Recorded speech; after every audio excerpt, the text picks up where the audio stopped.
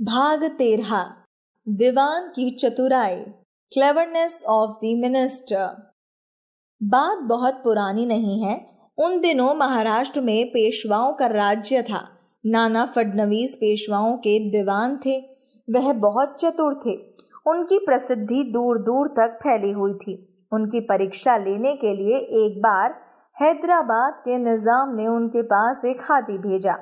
साथ में एक पत्र भी लिखा, नाना जी हमारे हाथी का सही वजन बताएं तो हम आपकी बुद्धि का लोहा मान ले। उस समय तोलने की बड़ी बड़ी मशीनें नहीं होती थी। निजाम का पत्र पढ़कर दूसरे लोग चकरा गए कि हाथी का वजन कैसे किया जाए। सभी अपनी अपनी तरकीब सोचने लगे पर कोई उपाय ना बता सका। किसी को कोई तरीका ना सूझा। आखिर नाना ने सोच विचार कर महावत से कहा, तुम इस हाथी को नदी के किनारे ले चलो।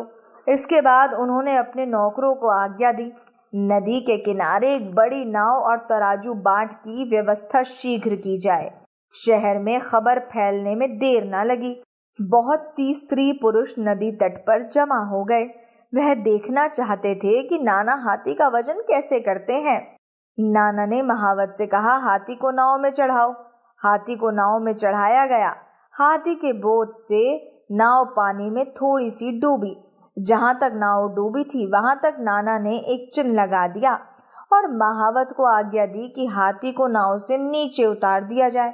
अब नाना ने नाव में पत्थर डलवाने शुरू किए। पत्थरों के बोझ से नाव धीरे धीरे पानी में डूबने लगी।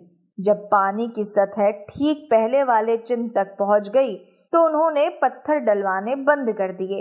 अब उन्होंने नौकरों को आज्ञा दी कि सब पत्थरों को नाव से उतारकर तराजू में तोल लिया जाए। पत्थरों को तोला गया।